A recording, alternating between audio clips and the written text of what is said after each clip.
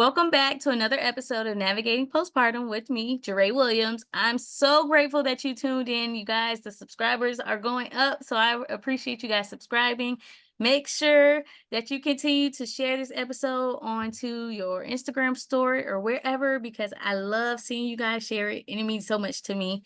But let's get into it. Today, I have a special guest. Her name is Lisa, and Lisa's going to introduce herself. But y'all, I'm grinning. If y'all can see me, I'm grinning from ear to ear because I'm just so excited about this conversation. But here you go, Lisa. Go ahead, introduce yourself. Hi, I'm Lisa Platt-Reed. I'm an information scientist and author of Beyond Reactions, Nurturing an Emotionally Intelligent, Limitless Generation Through Conscious Parenting. And I'm here today to talk about how understanding AI can help you become a more conscious parent. Yes. And then what is an informational scientist for people who don't know? So officially my degree is around information science and information technology, but information science is really about research in depth in all different areas. So for me personally, on my own podcast, I go into every single area of health, in-depth research to understand how do we take the self-help knowledge and how do we take all of the scientific research and make that actionable advice that people can actually take into their lives to improve their health across all areas of health. And particularly parenting is a very, very dear one to me and very important to me. So it's taking on board all of the research and looking at how do we do better. Oh, yes. You know, I love research. I have a science background as well. I have my degree in biology, and we did a lot of research. And I worked in a research lab in college, and I love research. It just being in the four walls wasn't for me, but I love it. But yeah, so tell us about AI, because I know that's something that's trending right now, and we're just like, oh, AI, chat AI. It's just different many types. So tell us about it. So let's talk about AI as in how it's trained. So rather than the trending side of how to use it. Yes. But if you want to train a computer, if you want to train AI, you basically take a lot of data on whatever it is that you want to train them on and show it over and over again and tell it what it is. So if you wanted to teach AI the difference between green and red, for example, you would take a whole bunch of green, different shades of green, tell it it's green, and a whole different bunch of shades of red and tell it that it's red. You can also take the whole rainbow and tell it every other color so that it's more robust. But essentially, you show it a lot of this data and then explain exactly what it means. When I started working in AI years ago in a very different career, I sat down with somebody who was explaining to me exactly how it works. I was like, this isn't very much different from how you train a child or how you raise a child. Essentially, the data points are life experience, the things you see, hear, touch, feel, all of that. It's all of the data points that you take in as a child to determine what you think is appropriate behavior, for example. So maybe it's not the difference between green and red, maybe it's the difference between safe and unsafe, or the difference between acceptable and unacceptable. So at a very base level, we're talking about taking an experience or a piece of data and giving a very clear view of what is right and what is not right, or what is safe and what is not safe. And when we take that and translate that into how does that help us become a more conscious parent, what we're really talking about is how do we parent in a way that the data models are clear? And how do we parent in a way that we don't say one thing and then give it a different piece of data that aligns, but we tell it the opposite. So we don't say it's not okay to hit someone and then hit a child and say it's okay in this scenario. It's very confusing data inputs. And it's not okay to yell at someone or say something or swear at someone and then do that to a child and then tell them it's okay. So really, when we parent in a really conscious way, we're talking about making sure that our data inputs that we provide our child are clear. It's like the modeling aspect of it. Is that what you're meaning about? Yeah. So it's when you behave, however you behave as a parent, remembering that that isn't just how you're reacting to the situation, that's actually the input that your child is taking for what is acceptable behavior. Yes, that's so true, especially in toddlerhood as well, because like whatever you do, your toddler will mimic it. And that's one thing me and my husband are very like conscious about. Like, okay, we have to be mindful how we say things to him because I know recently it is so crazy that you just said this because recently my son, he has a thing, so he'll grab our phones and in a way sometimes like we'll like give it back, but not in a sense of like a negative connotation, but to him it's like, "Oh, no." She's like, "Give it back." So that's how it sounds in his head. So we're like, well, we have to be more mindful of how we ask for things back, even though we don't necessarily see it as a bad thing. But he's in his mind, it's like, no, she's like, it's in a negative behavior. And then he's gonna go say that to other people. So even when he was at the playground, he was like, give it back. And me and him were like, wow, like this is crazy. Cause it's like we didn't even mean it like that. But it's like those you have to be mindful of what you're saying and how you say it because they will do it. Yes. Yeah. And it translates to so many different things. So if you're speaking to another adult, for example, and your child comes up to you, how you respond to them in the way of accepting their interruption and validating them when they come and speak to you, and how you respond to them is how they're going to respond when you interrupt them. And how you react when you're feeling angry is how they're going to react when they feel angry. So it's not about telling them, hey, take a deep breath, make sure you focus inwards and do those sorts of things when they're feeling angry. It's about making sure that you model the behavior when you're feeling angry. And if you're going to tell them, hey, it's okay to cry, you have to also be willing to let yourself cry when you're feeling sad and not hold up this strong, I have to be something in front of my kids that doesn't show them The emotion side of it. and emotions. Yes, because emotions aren't weakness. But if you want them to be able to experience the suite of emotions that is life, you have to do it in front of them and you have to model that behavior. And every single thing that you look at your children and think, oh, I wish they weren't doing that. Most often it's actually then looking at yourself It's and like a looking at, mirror. okay, exactly. And it can be a really confronting mirror sometimes, right? Yes, because it's like for me, when my son got into his twos, I was pregnant at the time. I was like drained and things. And I'm just like, what is going on? But I read this one book as well. It's called Raising Good Humans or something like that. And that kind of made me reflect inward too. It was like, okay, so this is what the ways that you can work on becoming a better parent. Cause it's like it's not enough for us sometimes to get our kids better, but we have to look at ourselves. And that's when kind of we said the mirror of things, like he started to get improve as well. Like, yes, he's still working on his emotions, but then it's helping me. It's challenging me to handle my emotions in a better way so that it models for him. So now, like, even when he is frustrated, he's like, I need help, or like, take a moment, or he'll model the things that I do because like, I'm at home with him during the day. So it's just that is so true. Like just it's a mirror. Parenting is really like a mirror. Yeah, and it translates to so much more than you think as well, because if you're constantly trying to tell your children, hey, eat healthier, well, eat healthy food yourself and serve healthy food rather than hiding in the cupboard and eating things, because that's what your Yes. kid's going to see. And they're going to go, okay, well, that's how you snack. You hide in the cupboard and eat something. Yeah. And if you want your child to exercise more and take care of their body, well, you need to model that as well. So everything that we think, I wish that for my child, we have to consider, well, why do I wish that for my child and not behave that way for myself? And if that's something that I think is valuable for a citizen or whatever it is in your mind that you think that's what I want to raise my child as a good citizen, or as somebody who's authentic to themselves, or whatever that description is in your mind, a healthy human being, well, you need to model it as well Yes. across all areas of health. And what would you say would be like the best way for someone to start? Like, say there's a parent out there who's struggling in this area. Like, I don't know. Like, I didn't know I was a mirror. So, what advice would you give them to start? uh Look at the behaviors you struggle with the most with Mm, your kids, and then it doesn't always directly translate into uh, you've done it in that same scenario, but exactly like you were talking about with the phone. yeah. It's okay, he's not taking a phone back, but he's playing with a kid in the sandpit and suddenly he's snatching something out of somebody's hand Yeah. and saying, that's mine. Where did that behavior come from?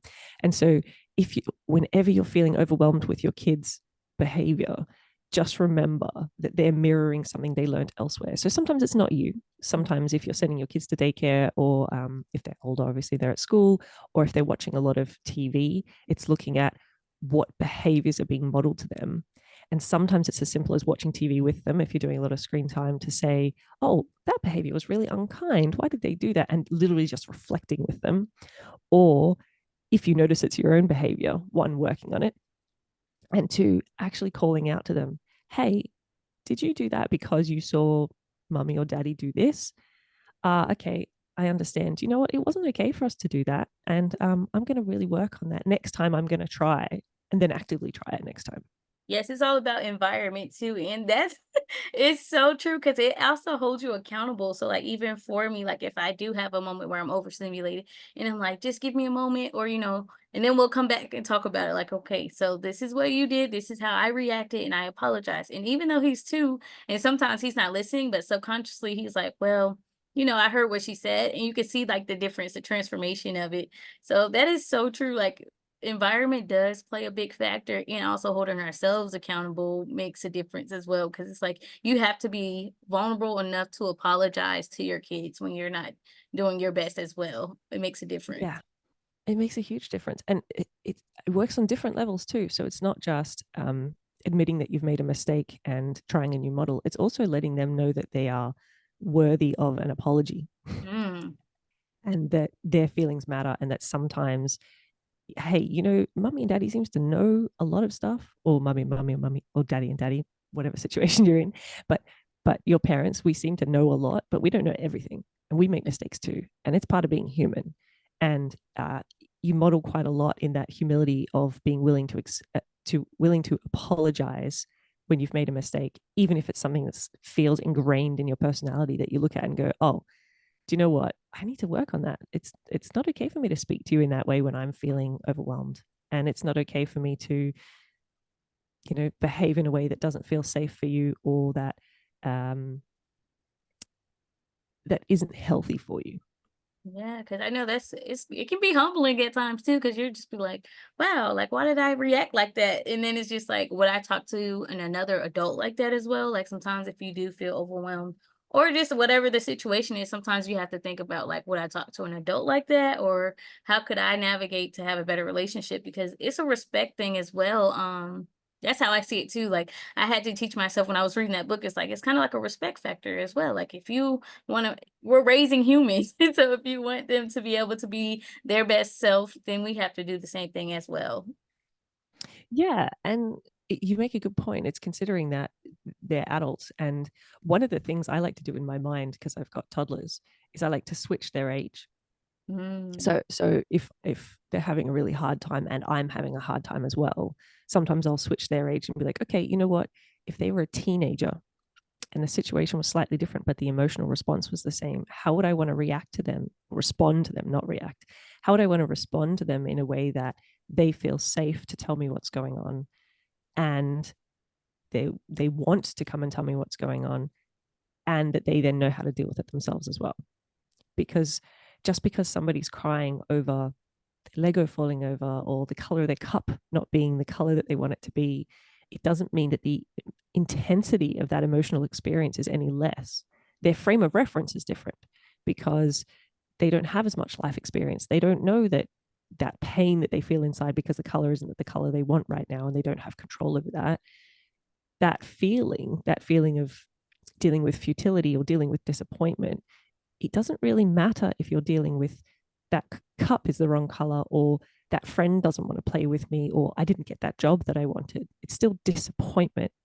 Mm. And so recognizing that, irrelevant of the cause of an emotional experience, you still need to look back at, well, what behaviors am I modeling for how I'm going to deal with it? And so how will they respond to other people, and how will they respond to themselves, irrelevant of them being 2, 10, 20, or 50 years old. Ooh, that's I I feel like you talk to me as well, because that is so true. Like looking at it from a deeper level instead of how they're reacting or not reacting, like how they're acting in that moment. It's more so deeper. It's the emotions that they're feeling, like how you said they're disappointed. So how would you navigate that? How do you navigate those emotions though? Like how in the moment, how do you think about how am I going to try to frame this? Like how do you think about it on a deeper level in those moments, like when your toddlers are disappointed or have whatever emotions that they're experiencing? So first of all is breathe yourself. So if whatever emotions you're bringing to it, although your emotional experience is important as well, you have the ability to pause, breathe, and deal with it later and process it later. And in the moment, your child needs you. If it's an intense emotion, you can't deal with it then you're best to just breathe and kind of wait than overreact. But in the moment, breathe with a slower exhale than an inhale so that you slow your heart rate down and you get your prefrontal cortex back online, which is your thinking logical brain, and that you get your parasympathetic nervous system back online, all those sorts of things. You breathe and then you think, how can I create a safe environment for them to feel this feeling? So as a very real example, I've got a 2-year-old and a 4-year-old. When they have disagreements with each other over, sometimes they just want to play with the same toy, rather than using blame, shame, or guilt language of you took this or you did that or what did you do, it's stepping back from the situation and going, okay, how can I be objective and label what's going on for both of them? Because both of them are probably feeling upset. If one hits another, both of them are going to be in pain, the one who hit and the one who got hit. And so stepping back and going, okay, well, how can I create a safe environment so they both know what behavior is acceptable, but actually that they're both still lovable in this moment? And how do I, in that situation, maybe put my body in the way so that they can't hurt each other, and then just create an opportunity for them both to speak and feel heard about what happened, and give them words to label their own emotional experience, and give them options to give them the space to come up with well, what could you do next time that might work differently, or how do you think that maybe felt for the other person? And just giving that environment of let them let the feeling out. And sometimes it's going to be in a way that doesn't feel comfortable for you as the parent. Let them kind of do that in the moment in a safe way as possible for you, for them, and the people around you. And then when they've had the chance to breathe and reconnect everything inside of them, to then have a conversation. Hey, that didn't look like it felt really good. What could we try next time? Or how could we handle that differently? What do you think you could, if you really wanted the toy that they were asking for, do you think you could try asking, hey, when you're finished your turn, can I have a turn? Rather than trying to take it out of their hands, or just giving them the words to label it themselves, the opportunity to problem solve themselves, and depending on their age, to also give them some options around, hey, here's things that you could problem solve with, but looking at it as if they were 20 years older, you wouldn't be able to fix the problem for them. You wouldn't be able to take a toy off someone and give it back to the other. You wouldn't be able to do those things. So looking at it from, I'm not going to teach them that it's my job to problem solve for them, which was really hard for me to step away from. The very beginning, I thought I'll problem solve everything, but actually it's how do I teach them the skills and give them the space to handle their emotions themselves and problem solve for themselves. Yeah, so it's like, from what I hear, it's like making sure that you label that emotion and give them that space to express it, and also being able to acknowledge it once they are in a level level state. So I know how you mentioned, like even with us, we have to, calm our nervous systems, because I've learned that your body goes into flight or flight when your children are, crying or think different aspects of things. So you have to learn how to, you know, minimize your emotions and use your frontal cortex, which is your logical aspect of the brain, which is a whole nother conversation. But that also helps you as well, help them label emotions, acknowledge it, and you can have that conversation. But would you consider it as a mediator in the thing of how you, when your two of your kids are having conflict, or would you be more, what would you label that as? Instead of like you being able to jump in that aspect, you're like on the back end kind of thing. How to label it? So rather than so there are times that it's mediation, Yeah, but there are times that you become the sports broadcaster. okay. You are objectively observing and witnessing what's going on for each of them, without language that places blame on either of them, and with language that helps them. If we think back to the AI example, that helps them to label something as, was that safe or unsafe? Was that kind or unkind? Is that a behavior that I want to repeat? Yes or no? So So giving them that opportunity to label it for themselves in a safe way. Yes, I love this conversation. Like I feel like I could sit and talk to you all day about this because it's so deep. Because like what we are teaching the foundations now to our little ones, they will model in the future as well. And it's like we're helping raise them become good humans. And I just, oh my goodness, I love this conversation. Can you tell us what is the name of your book? Because I'm gonna go order it so I can put Oh, it on my reading list as well. um, Beyond Reactions: Nurturing an Emotionally Intelligent, Limitless Generation Through Conscious Parenting. And where is this at? Is it through your Uh, website or is it on Amazon? Like where we find it? you can find me through at Platt-Reed on Instagram, and I can send you a link. I it's through Amazon if you want to just go and find it on Amazon. Or if you email me, I can send you a link just to download a PDF copy that bypasses all the Amazon fees, etc. Yes. And then And I know you're not in the US, so can people in the US get this book as well? yes, it's Amazon. So you just use your local Amazon to buy it. And the podcast is No More Do Better on Spotify and Apple. Say it one more time. The podcast is called No More Do Better. Yes, you It's guys inspired go. by Maya Angelou. Once we know more, we can do Yes. better. But that covers the broader picture of all areas of health. So personal growth, mental and emotional health. At the moment, we're starting in physical health. But that whole picture goes back to if you want a healthier future for your kids, model across all areas of health. So when you start working on yourself, you start modeling to your children that hey, if you're going to tell them, hey, you got to chase your dreams and do what you want to do. Well, if You you're gotta do the stuck at a same job thing. that you don't like, or if you're dealing with mental health and emotional health and physical health issues, you're modeling that to your children as acceptable. Ooh, I love this. This is so deep. We're gonna have to have another episode or something. Like, yeah, I love this. Me and my husband talk about this all the time. So I'm so glad that we connected through Threads, you guys. Threads is where you can meet amazing people. I appreciate you so much from taking the time. I know it's super early where you are. I just appreciate for having you on. And you guys, I'm going to drop all of her information below in the description. So be sure to check it out. And until next time.